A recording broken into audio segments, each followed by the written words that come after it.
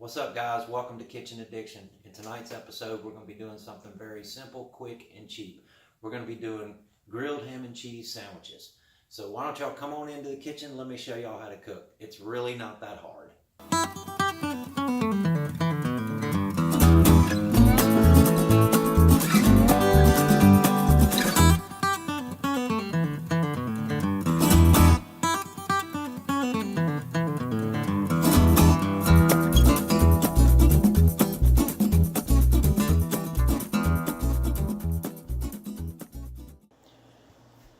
These are the ingredients you'll need for tonight's meal. You need ham, any kind of ham you want. You need cheese. You can use any kind of cheese you want. Just make sure it's thinly sliced so it'll melt while the sandwich is cooking. And because you want the cheese to be melted, and if the cheese isn't melted, or if it's too thick, it'll take too long to melt and you'll burn your bread. You'll need bread, your favorite kind of bread, and butter, salted butter. And don't use margarine. Don't ever use that crap for anything. Always use real butter. Okay, to get started, you're going to want to cook these on a griddle. You can try it in a skillet, but it's a lot harder to do. They're a lot easier to burn because you can't control the heat as well on a skillet. You can control it pretty exact with a griddle. So I highly recommend using a griddle. And set your griddle to 300. Okay. While that's heating up, we're going to put our sandwiches together. We just take some bread out here. And I love the bread down here in South Alabama. It's always fresh. I just moved back down here back in the summer about 6 months ago. And I've been out of the state for about 35 years. Lived up in North Carolina mostly. North Carolina, South Carolina. And could never find a good loaf of bread down there, or up there. But when I got back down here, the bread down here is just always fresh. It's always good. I mean, it's like stick to the roof of your mouth type of bread. I love that kind of bread. So anyway, we got our bread there. Now we're going to put our sandwiches together.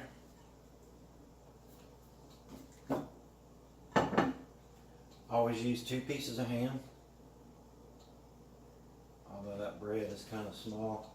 These are smaller pieces of bread. They didn't have any loaves of the bread I always get when I go to the store.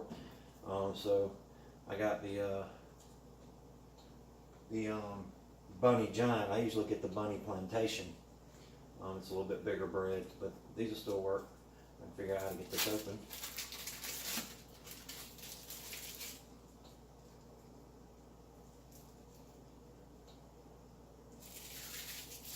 Like I said, this is the quickest, cheapest way to make these. I have another way of making grilled ham and cheese, and we'll cover that in another video. It's a little bit more, a little bit better cheese, a little bit different way of cooking it, and different bread as well. So we'll just eat this piece of ham. I love this kind of ham. All right.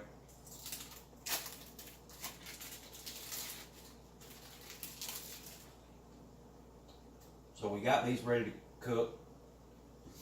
I can feel the heat off that griddle, so it's probably ready to go. I love this copper griddle. I replaced my griddle when I moved down here about 6 months ago. And this was the only one they had at Walmart at the time. Let me tell you something, this thing is awesome. Nothing sticks to it. I mean, stuff just slides around on it. It's crazy. It's very easy to clean. Even burnt cheese looks like it's burnt on there, but you can just run water over it and water will knock it off. It's crazy. I love this thing. But anyway, take your butter. You don't butter your bread. You do not do that because you'll end up putting too much butter on the bread, and the bread will end up getting soggy and just full of butter. You just want a nice crispy outside. So melt your butter, just swirl it around to about the size of a sandwich, and just place your bread on that right there, and do the same thing for this one.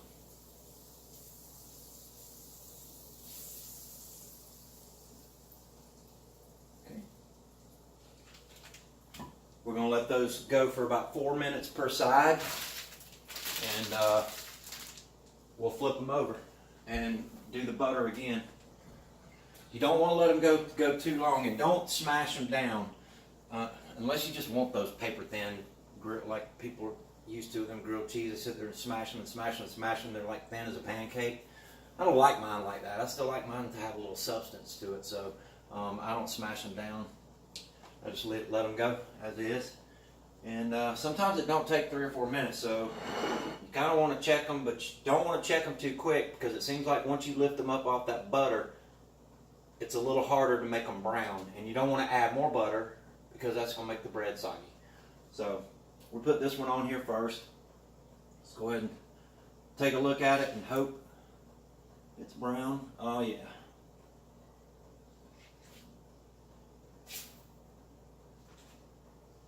Alright. Now we're going to butter them.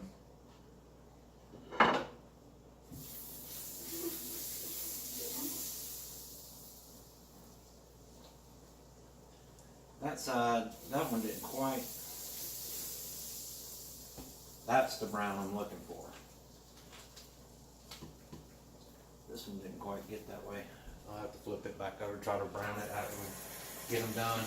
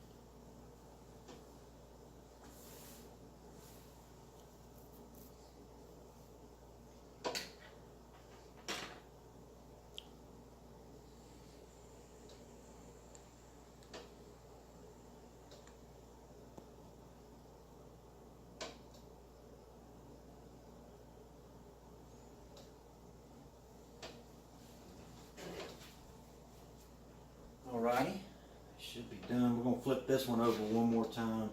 Try to get it a little bit browner on that top.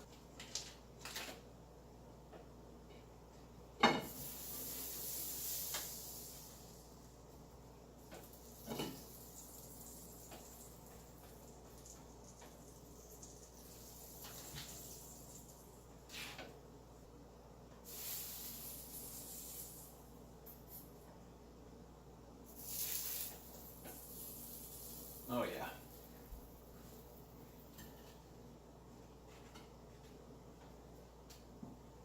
Went ahead and plated this up. Absolutely looks fabulous. You got that golden brown right there. That's what you're looking for. Garnished with pickle and potato chips. Very good stuff. Let's go ahead and give it a try. See what she tastes like.